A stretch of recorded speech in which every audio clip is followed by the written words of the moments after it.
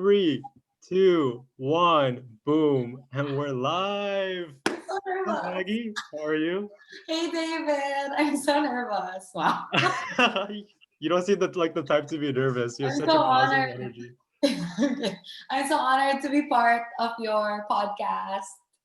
No, I'm super happy to have you. And for those who are listening, Joys of Solo Travel gets the most unique, interesting people to come on and talk about their solo travel adventures and how it's changed their lives and go into all the things that are really exciting about it. So, Maggie, you are from the Philippines, but now you're in Spain.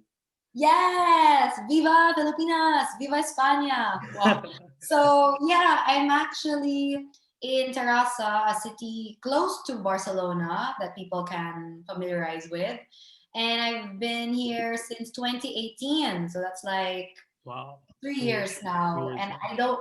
Time flies. Swear to God, like time flies so fast when you travel around. Yeah, it's so true. And like you're teaching English there, right? Yes, I am, but my journey wasn't really like smooth sailing, always happy, But Hmm. yeah, it's pretty good so far. Like, oh, should I do an introduction or no? Sure, go ahead. The floor is yours. Okay, so to those who don't know, because this is like a really big podcast channel, my name is Maggie and I'm from the Philippines. And I went to Spain to do my master's last 2018. And after doing my master's, I've been so motivated to keep traveling and studying and working abroad that I have been working hard to teach English here in Spain. And it's been really, really fun. Oh, I'm So sure. I mean, Spain is a beautiful country. I mean, the weather is amazing, the yeah, people, the culture, and we will get into all of that. So, first of all, what is your goal to traveling solo? Why did you decide to go travel solo? well, okay, so my initial goal with traveling solo is to meet people from all around the world.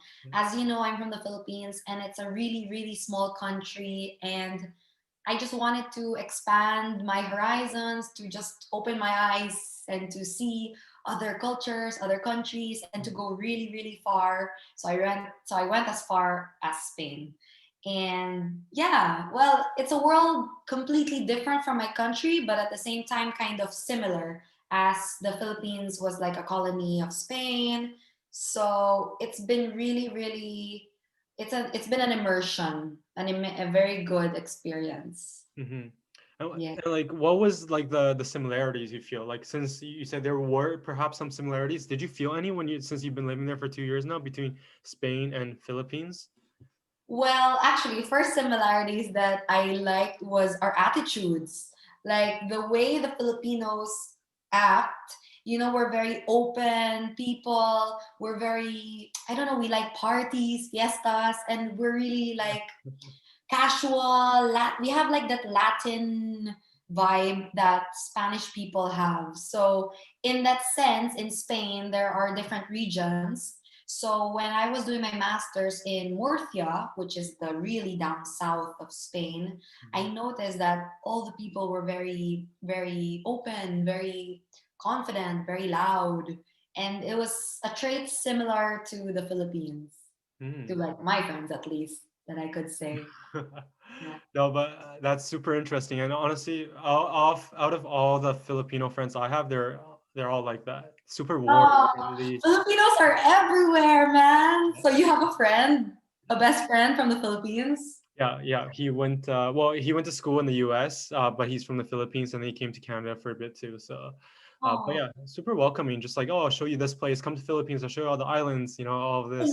yes, something that like every Filipino person who's very friendly would say that. Like I was gonna say, like at the end of our podcast, like, hey, if you ever come to the Philippines, you're welcome to visit my city in Manila, whatever. I have two tour guides now. Yeah, so to see all the islands, and you guys have like thousands of islands, right? Like I forgot the exact number, but it's a lot of. 7,127, I think, or 37. It was like 7,107 islands. How can you visit all of those? I mean, have you been close? Nah, nah, of course not. It's just, it's impossible. But I mean, if whenever like now during the COVID, I think I have some friends who were able to travel to some islands. Yeah. It wasn't really a lockdown situation over there, so it's Yeah. pretty cool. That's super cool. Well, let's bring it back to Spain, and I want to dive straight into it. I mean, I know one of your mottos is to live in the countries you travel to instead of focusing on ticking off countries on your list and being say, oh, I've been to 100 and for a day each. You rather live in it. So let's start off. You went to Murcia, you started living there, and how was that? How was your Yeah. first days? And yeah, how was everything? Okay.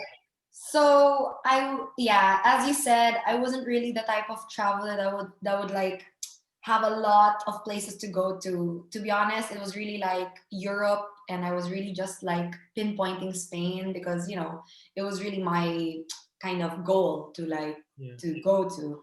So, and Spain's pretty big, and pretty diverse. So it was really cool to travel all over there. So I got my master's, and the place where I studied was in a place called Murcia. It was a very small region in the south, really down south of Spain.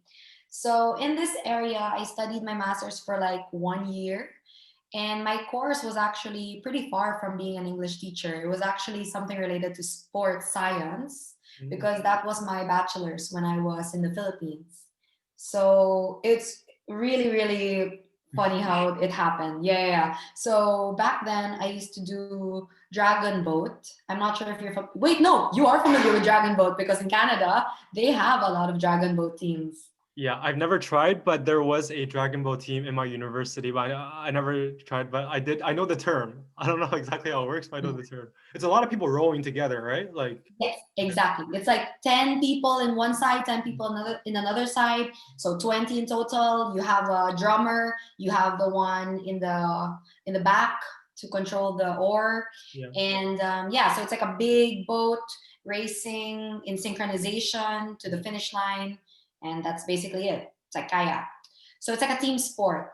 And I know Canada has Dragon Boat because I've done my thesis and all the publications, every single like author was doing their studies in Canada. So yeah, I like that.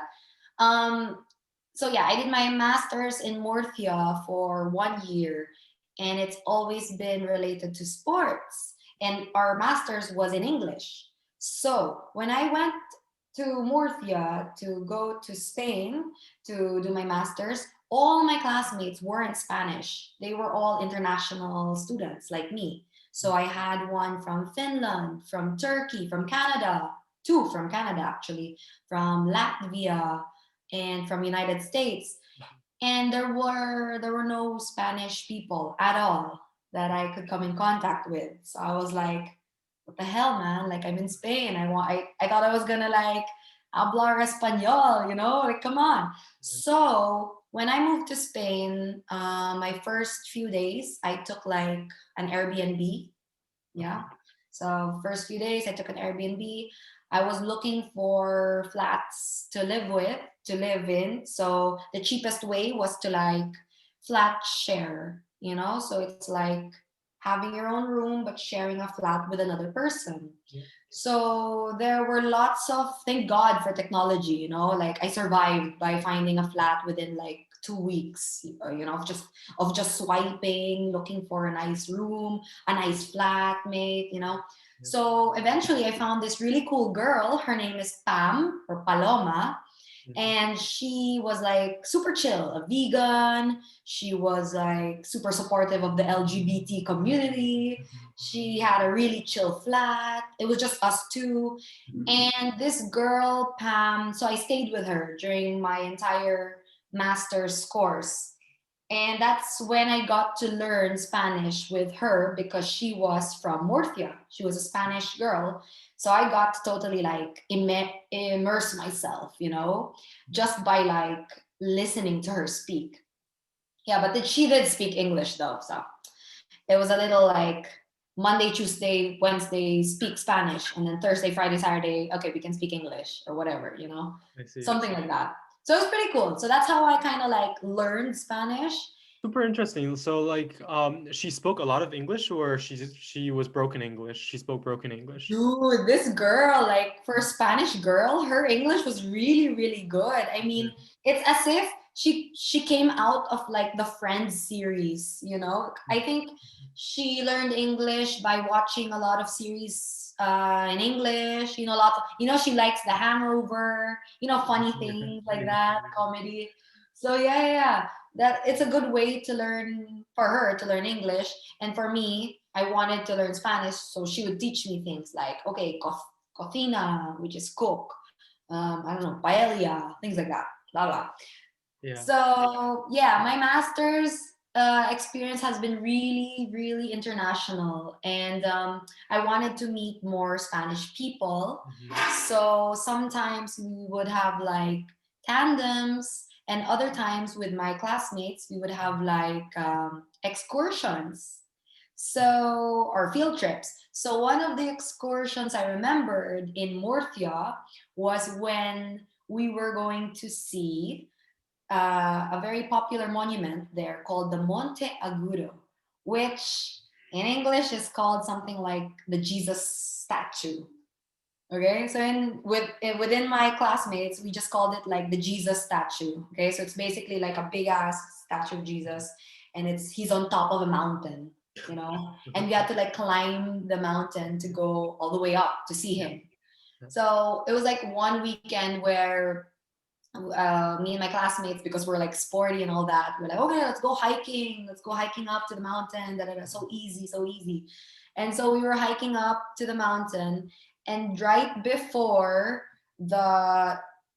the Jesus statue, Mhm. like we see the Jesus statue, we see like a fence, a really high picket fence blocking our way. So we were like stopped. We weren't able to see or take pictures because our, like, you know, me as a Filipino, I love to take photos. So I was like, guys, we really have to like take a photo behind the Jesus statue, but we couldn't because there was like a picket fence blocking our way.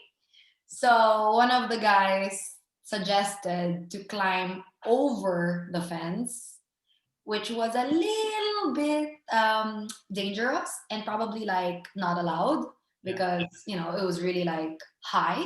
It was really, I mean, I think I showed you a photo of it, right? It was really high, and it was really like you had to climb the rocks, the wall rocks on the side to go over it, you know? Yeah. So yeah, eventually we did it. Of course, like the girls struggled a lot because we weren't that tall. So they really had to like help us with a foot, you know, it was really like hardcore cheerleader vibes, you know, to go over and then to like make sure we don't fall.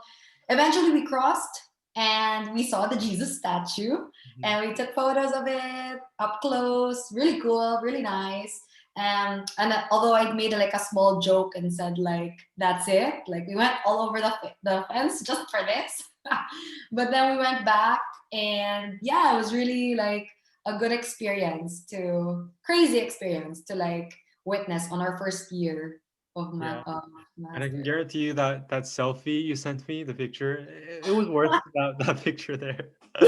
Yeah, Super funny picture with all the yeah. kids in it. So I took like a selfie, like doing this, while one of my friends, I think she was Hungarian, she was struggling to get up. And that's how we all did it. You know, that's how we all like struggled. yeah. So, yeah.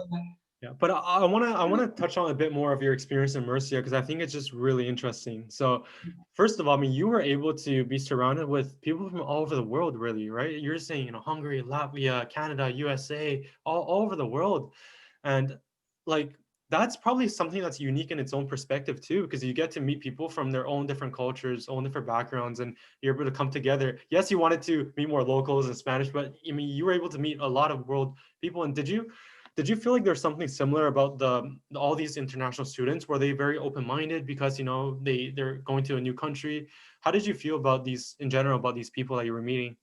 Yeah, you know what I love about like different types of people coming into like one specific school or Mm, one specific country is that every single person I met, they were very much open-minded, you know, they were very much mhm, like I was. I didn't feel so alone in that sense, because whenever I try to reach out to someone from another country, they're open to say, to respond, to get to know me as well, to say, hi, hello, how are you? Where are you from? And I'll be like, Philippines. And they're like, oh, cool, I've never been. I'm like, Yeah. yeah, you should go. And then I'll be like, where are you from? I'm from like Hungary, Germany. It's like, you didn't expect people to be so nice, especially like for me, I had a lot of like uncertainty about whether or not these people are going to be friendly or not to me, because I don't know, I'm foreign and things like that.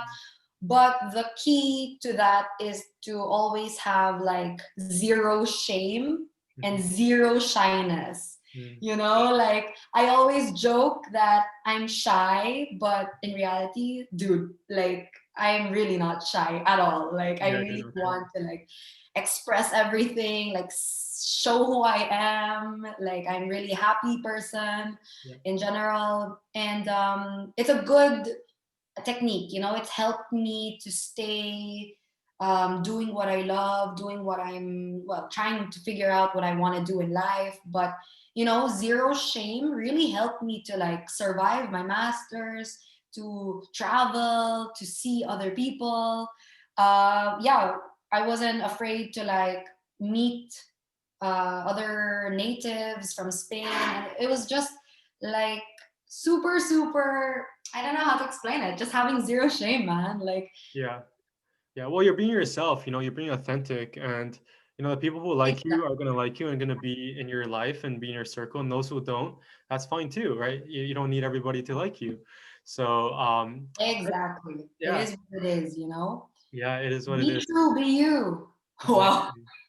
Exactly. Exactly. Anyway, And so- I asked earlier about if your roommate spoke English because I was curious to see. I know that she was probably one of the biggest factors of you learning Spanish to the speed that you did. But was there anything else? Since I just want to touch on a little bit of that culture, the new language. Was there something that also helped you get immersed better with the culture, get immersed with the language? Were there some things that you did, maybe watching TV or something that's related with like Spain? yes, yes. Well, actually, I didn't have to watch TV because I was already in that country. So I really had to take advantage of like the people over there. So when I did my master's in sports, I wanted to join like a dragon boat team in Yeah. Spain, just to try for fun. I was a little silly. I was like, oh, let's just join their team, not so difficult, blah, blah, blah. Yeah. So, I was thinking like maybe in the Philippines, because they have a Dragon Boat team where I joined. So maybe it would be like that type of team. Little did I know that in that university where I was studying, they already had a Dragon Boat team and a canoe team. It's like, Canoe? canoe. So it's like lesser people, like 5 people in one side, 5 people in the other side, as compared to Dragon Boat, where they're like 20 in one boat. Mhm. So canoeing, I think, is more competitive.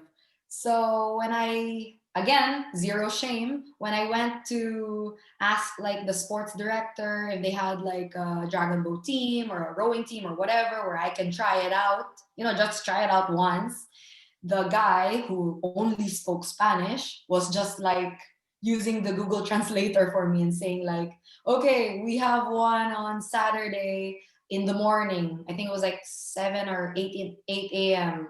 So if you want to try, just come to the school at this time. Mhm. We will have like a carpool system and we'll go to like the beach, near the beach to do the rowing. So I was like, shit. I was a bit nervous because I was like, oh my God, first, I don't even know who this director is. I don't know anyone in the team. Mhm. I don't know Spanish. Yeah. But all I knew was, well, the sport, the technique of the sport. I knew what I had to wear and things like that.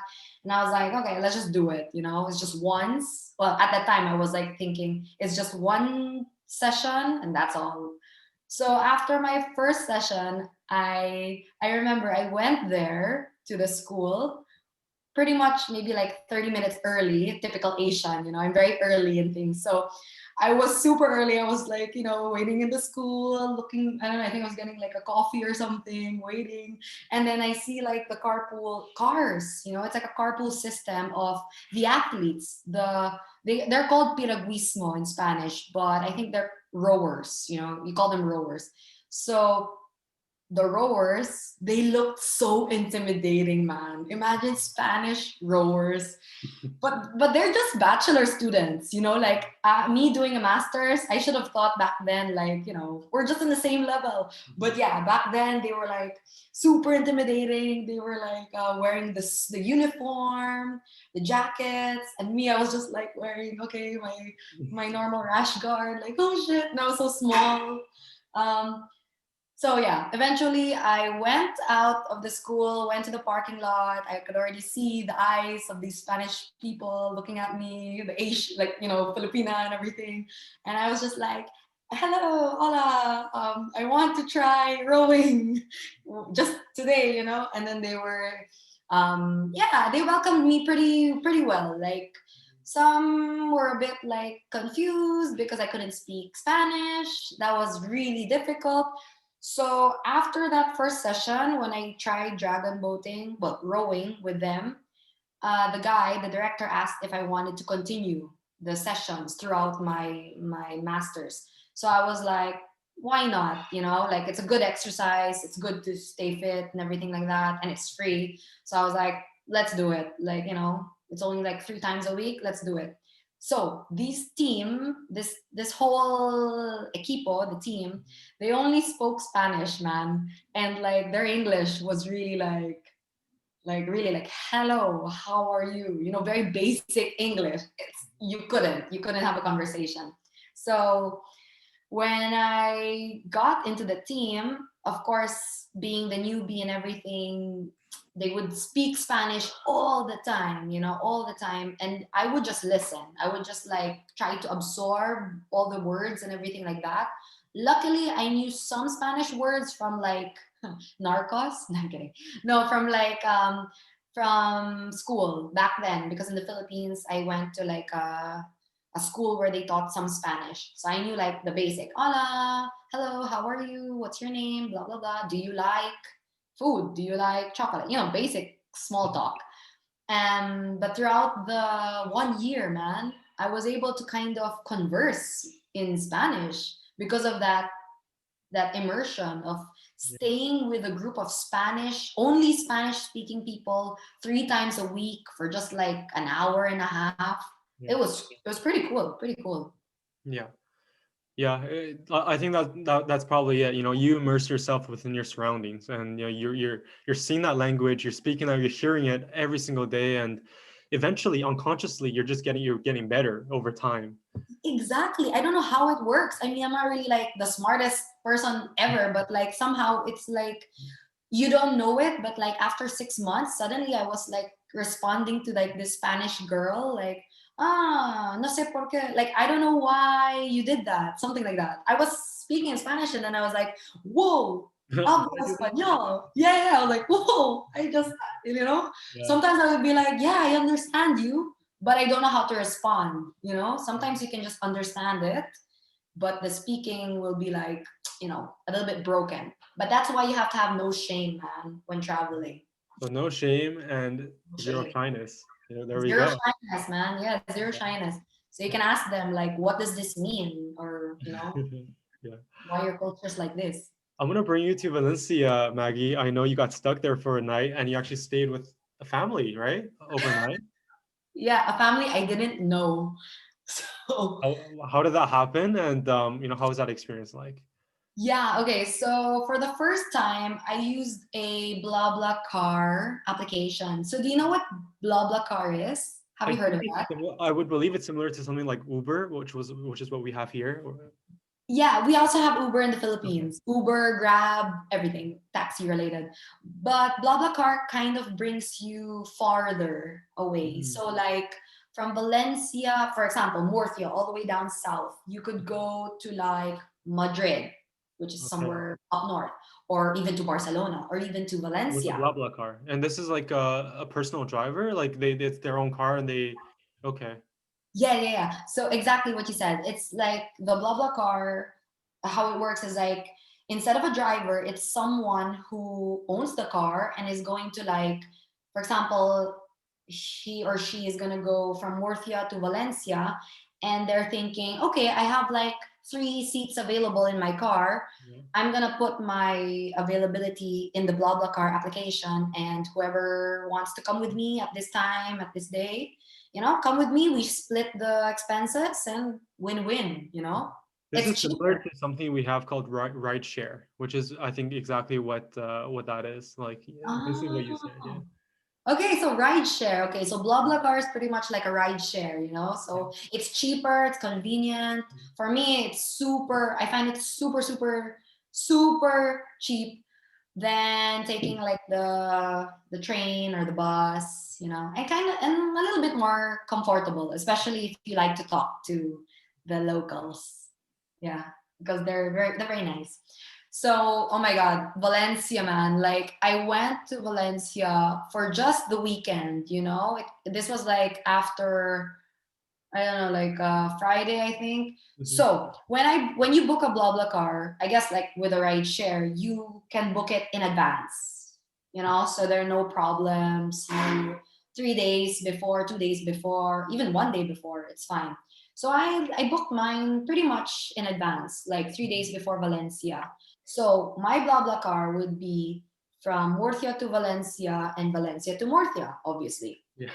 So in Valencia, it was really fun. I had like 3 days nonstop partying. I met some Filipino friends, two of them who were from the Philippines, and then they traveled to see Valencia. Mhm. Met up with them. We went to some bars. A lot of Erasmus bars in Valencia, I have to say. Super, super fun.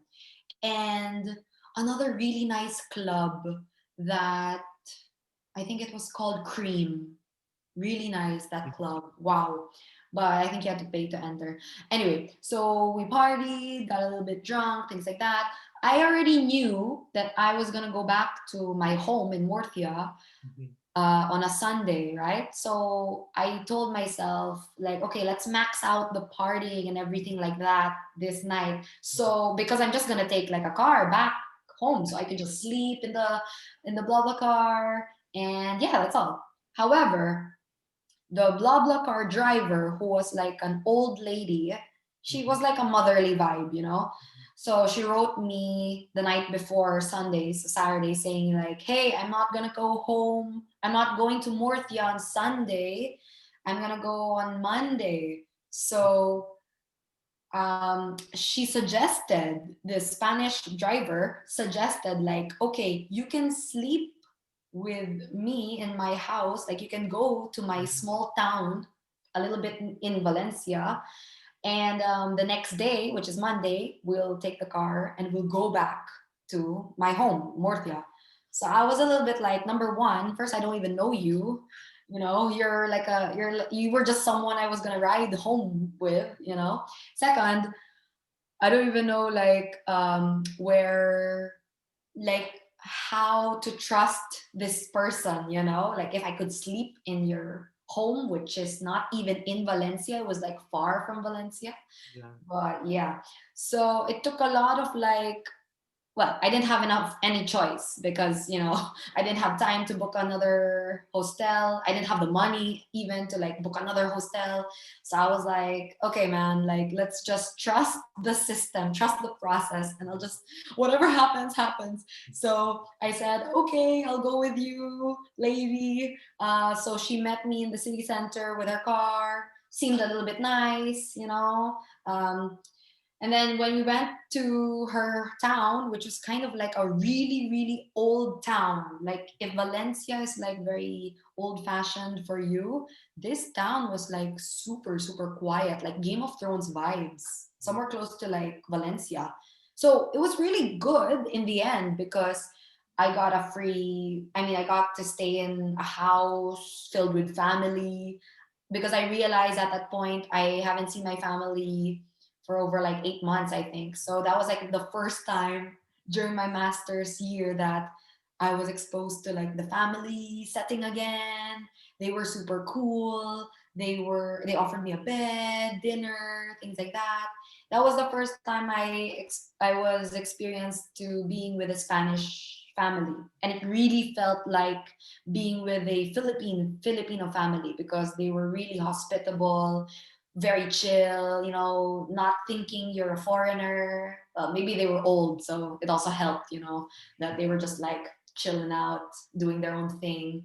So yeah, it was really nice. Like, I was surprised. The next day, before we left, the driver told me if I wanted to explore the town. So she even showed me the town a little bit. Got to take some pictures of like some castle in their city center. So it was really, really like a bonus tour, you could say. Like, I got an extra tour out of this extra day, Yeah. instead of just going straight back home. So I was really lucky at that point. It wasn't like a sketchy scheme or whatever from BlaBlaCar.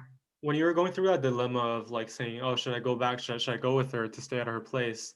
Were you scared at some point, or did you just say, "Look, let me just trust the universe and trust that I'll be okay"?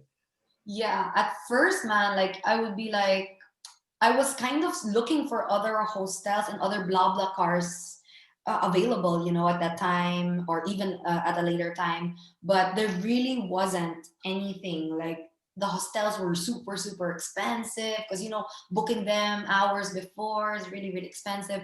And there were no blah cars. So I really had to, as you said, trust the universe, man. I just had to think that she's like a nice old lady. Yeah. She seemed like she was explaining, apologizing that she was really late and all that, and she wasn't gonna go to Murcia. So trusted the process is all it takes, Yeah. That's and super. being careful. Yeah, Yeah. Totally agree. But you got pickpocketed in Barcelona, right? You yeah, trusted the system. Yeah. Okay, so trusting the system. Let's go there as well. Well, this Barcelona experience. Okay, so after doing the 1 year masters in Murcia, I decided that 1 year was just too short of a time to explore the whole part of Spain, because when that 1 year in Murcia, I only got to see like the southern parts of Spain. I haven't seen Madrid yet. I haven't seen the northern parts, Barcelona yet. So during the end of my course, I applied to lots of online. I applied online, LinkedIn, whatever you can think of, Yeah. and for like jobs that I could maybe do here in Spain. And luckily, the job that was offered to me was like an English teaching job, something like a language assistant trainee. And it was in Mataró, a place near the island, close to Barcelona. That's the only place I could like relate it to, because when I typed Mataró, I was like, where the hell is this place? It's Barcelona, super close to Barcelona. So I was like, damn, from the south, doing my masters, going all the way to the north. That was pretty cool. Stressful, but cool. Mhm. So when I went all the way to the north, yeah, that's when I got exposed to the Barcelona nightlife. And the Barcelona nightlife then was like super, super fun. Super late, how like here the Spanish people, they start, as you said before, like their meals start pretty late. Yeah. They have lunch at 2 o'clock, dinner at 9 o'clock. Me, in my country, in the Philippines, we have lunch at like 12:30 or 1, Yeah. or even 12, and dinner at like 7, Mhm. or 7:30. So I had to get used to that lifestyle of starting things a little bit late. And parties, man, they start parties here 12 o'clock midnight, and they finish at like, I don't know. There was a weekend I would come back home at like 8 in the morning Yeah. by the train. It's their Wow. nightlife is amazing. I mean, there's like the clubs on the beach with like you walk along the beach and there's all kinds of clubs. Super. Opium, Yeah. opium, I don't know. I don't remember the name, but it was just there was a lot. It was really opium, nice. man. Yeah, I would. probably it's opium or Shoko, Carpe Diem. Yeah, I've been to almost all of it already. It's really, really cool. Yeah. And sometimes if you know like the guest list, like if you know some Yeah. people, they can get you in the guest list. You get like free Mhm. drinks or like an hour, things like that. It's really, really a fun experience in Barcelona. I haven't experienced this kind of party since, like, I don't know, in the Philippines, in Manila, we have parties like that. But I don't know, something about Barcelona make this really like intense, Yeah, like, I woo. totally agree. I totally agree. Maybe it's also the fact that they start pretty late and they end really late. Like they end at like 7 a.m. where like the sun's already out and, and like we're walking home tired. Yeah, the energy is just like, I don't know how they do it, but my energy, I need like a lot of Red Bull, in the middle of the night to like keep up with their energy. Yeah, I think that's one of the things that I really like about Barcelona. Even like, let's say, not even the nightlife, even during the day. I think it just they're next to the beach, next to the beautiful waters. Weather is good. And everybody is so really good energy, really positive. I really like that about Barcelona. Yes, exactly. I agree, 100%. Seriously, like the beach, being near the beach makes it more chill, Yeah. you know, because you can like, I don't know, you can just get out of the club, sit down on the sand, chill out, relax a bit. But yeah, the nightlife up in Barcelona, I mean, here is really, really, really crazy. Yeah. How did you get pickpocketed in Barcelona? Ah, yeah, trying to change the topic over there. Okay, so okay, it's not really common to have like been pickpocketed in Barcelona because, as you know, with a lot of tourists, with a lot of people come like, lots of theft and robbery. Yeah. So there was a time that I was with five international people, or four. One Colombian, my best friend from here, but she's from Mhm. Colombia, Ivana.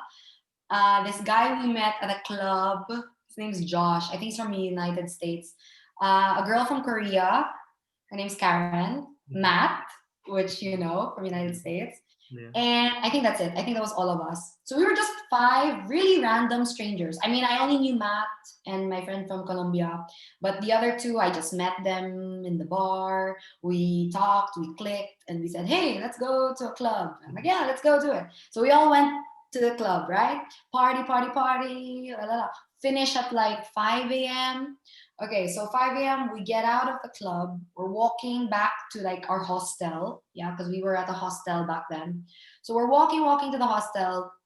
Matt leaves, okay, because he lives in another place. So we're just four now. Walking.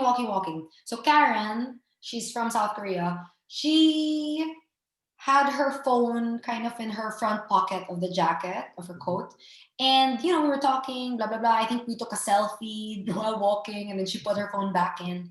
Suddenly, there was a guy that apparently like took her phone and Mhm. like ran like the opposite side. And some guy behind us like tapped Karen's shoulder and said like, look, listen, like you've been pickpocketed, and we were like, oh shit, what? You're like, we were like half drunk and half like sane. So bear with me there. So we were like, what? Oh my god, shit, no. So Karen, because she had to leave tomorrow to Italy, I think Mhm. she really needed her phone. Yeah. She was willing to like trade the money or whatever for the phone. So we tried to go follow the guy, right? This guy, the only thing we knew was that he was wearing a gray cap with like a New York Yankee sign, something like that. I think it was New York Yankee or something like that. Whatever. So it was like a gray hat. So we were walking, trying to find a guy with a gray hat. Luckily, in the corner of the street, we see a guy, with a hat, with a gray hat, and he's with other guys leaning on the car. There's like a bar in front and like a Pakistani store. So when Karen, this girl, because she desperately needed the phone, she asks the guy like, hey, you got my phone, right? And this guy is trying to act like, oh, I don't speak English. Mhm. He's trying to act all like defensive and everything. We're like, dude, you don't speak English, but you're saying I don't speak English. What the fuck? And then he starts speaking Spanish or like Arabic. I'm not sure what he was speaking, something really different. So Karen was just like, telling us to, like, what do we do? This is him. This is him. Like, this is the guy who has my phone. He's not giving me my phone. So we were half drunk. But I remember Josh, the guy that we were with, was trying to interrogate him. So Josh was trying to interrogate him. My friend from Colombia was trying to call the police.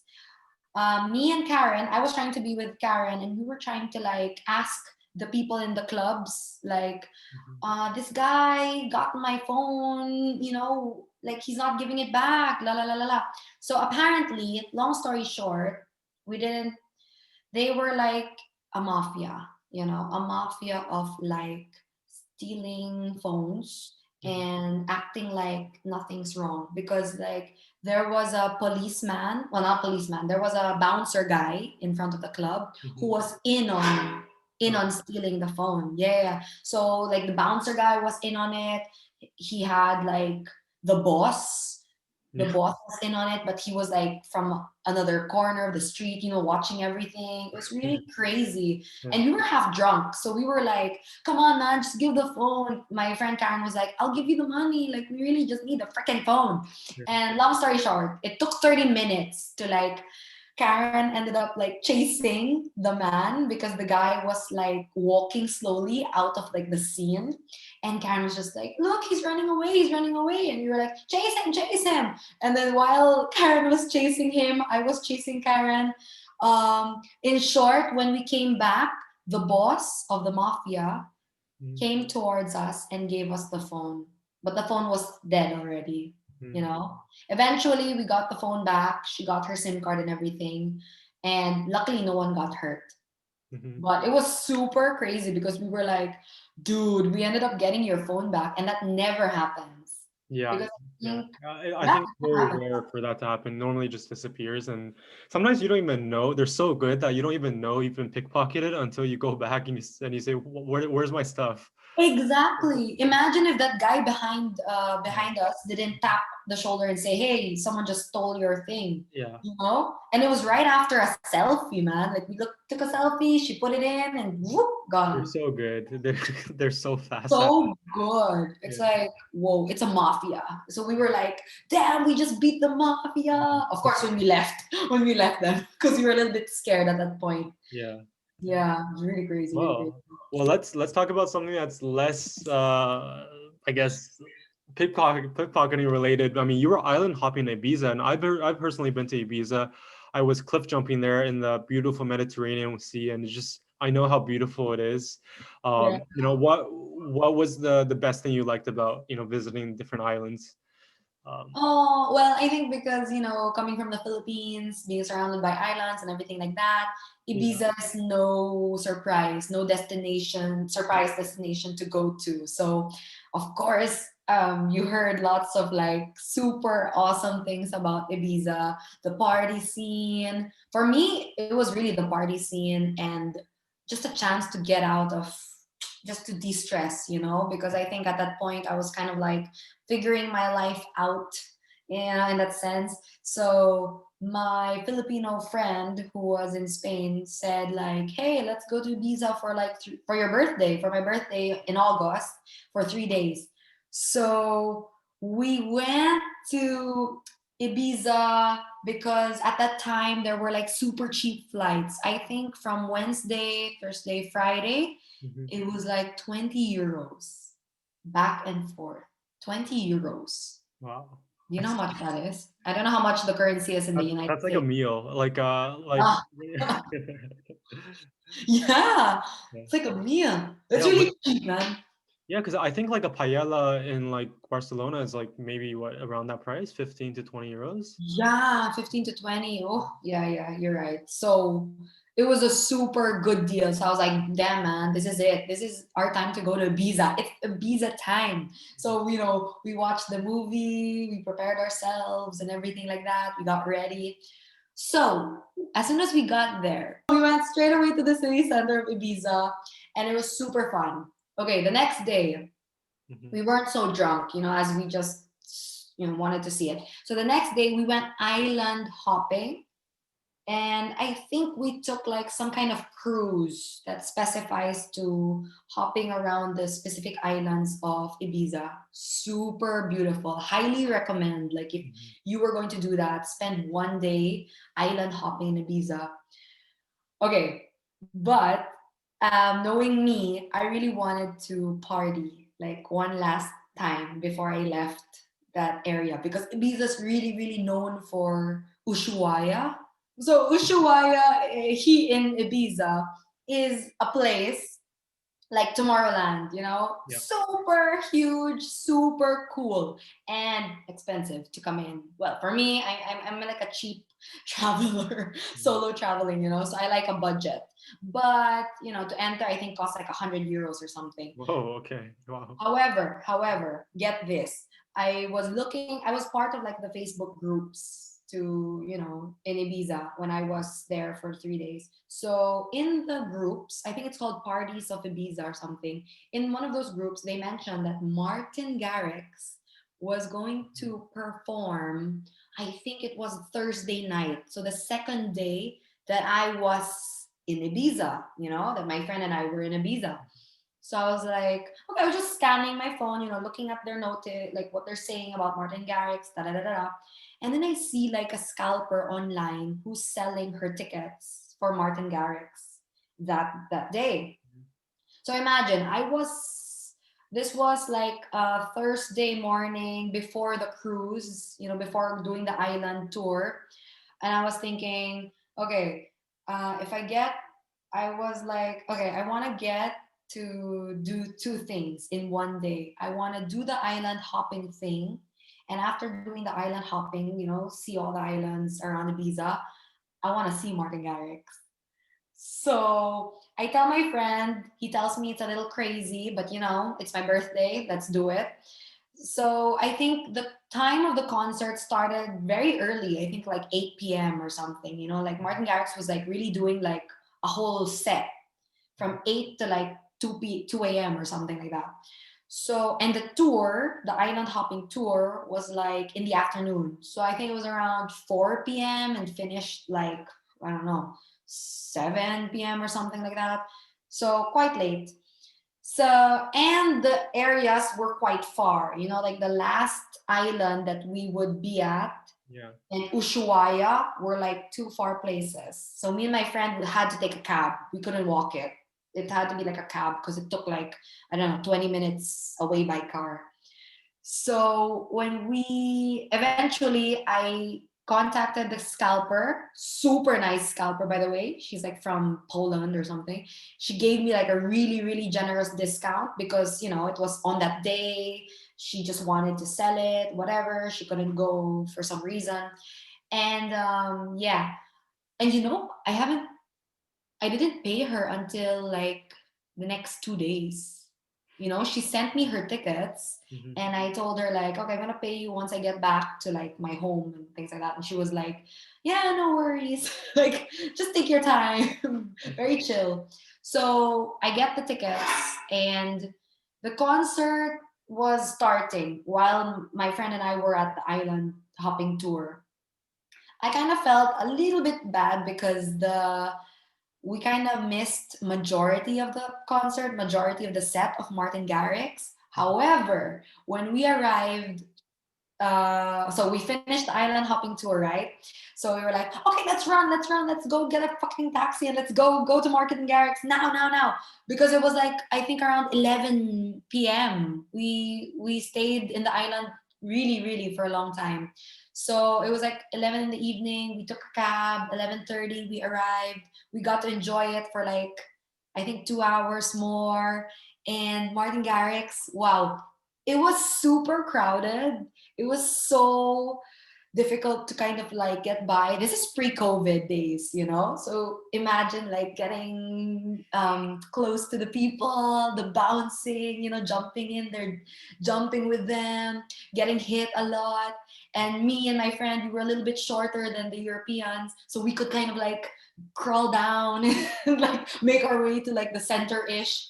So when we got up, we would see Martin Garrix. He was playing High on Life. damn, High on Life, man. That was like his last song. And it was really like, man, that was like our High on Life moment because we did like the island hopping tour and the concert all in one day. It was Yeah. really, really cool. Oh my I God. could totally understand the emotions that you guys probably had at that specific time. Just felt so free and happy, like living Yeah. in the present. I can totally like get why you guys felt that. Yeah. And it's super like worth it, especially coming from like a country far from Spain. I didn't think I would be able to see like Ushuaia, something that I would see in the movies. Yeah. Or like Martin Garrix, man. Martin Garrix. Yeah. So, That's so awesome. And Maggie, I'm gonna finish off with the Pamplona riding of the bulls, which I think is pretty funny. We got a yeah. version of Matt's story, who is another awesome. Matt. Shout out to Matt, another really Shout awesome. out to Matt. Yeah, yeah. I mean, awesome guy who came on and talked about his experiences, and I'd love to hear your version of it. I know it gets crazy at times in the riding of the bulls, but how was your experience there? Yeah, Matt. Oh my God. So Matt was the one that suggested to go see the bulls in Pamplona, in San Fermin, Pamplona. So this is like a festival popular in Spain where they run with the bulls. Okay, so Matt's probably told you some parts of it. On my perspective, damn, it was really intense.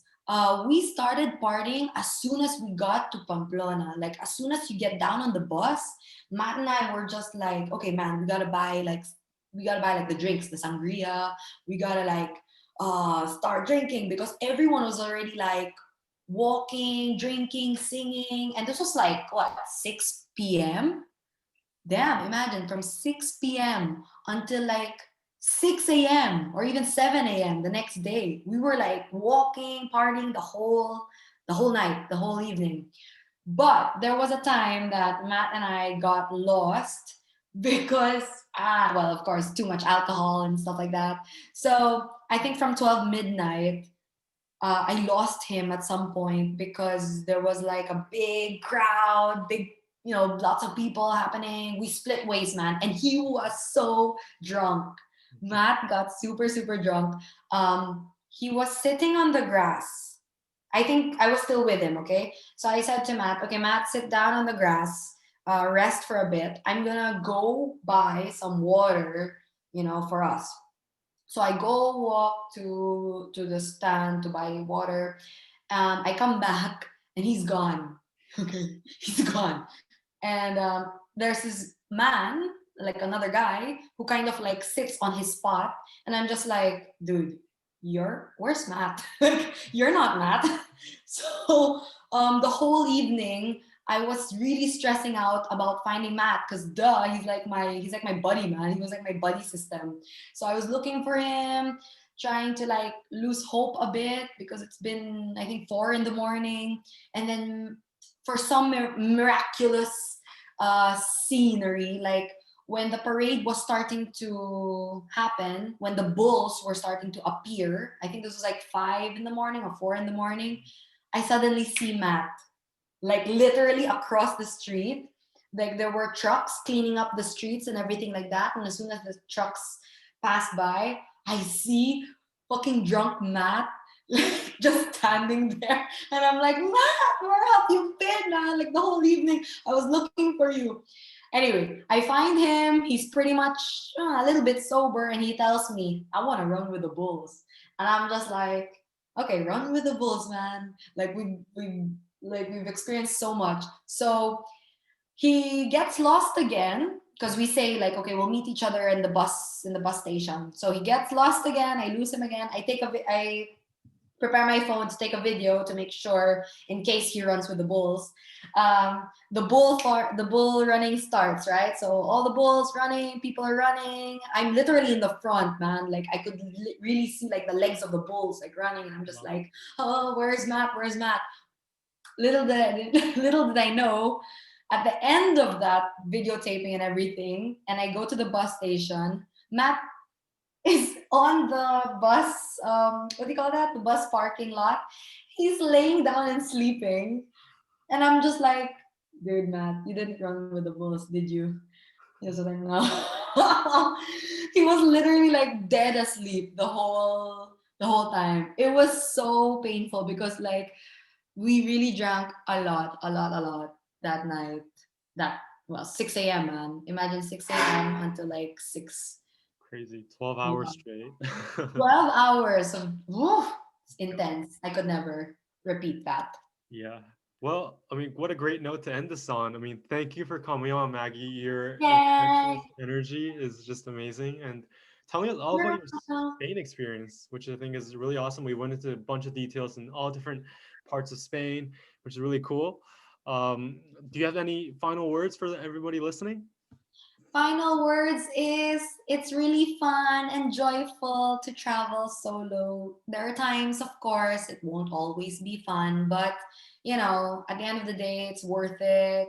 You get more than what you expect, more surprises and everything like that. And yeah, travel solo. It's really cool. And with that, we'll end it. Thank you, Maggie. Have a good Yeah, day. you're welcome.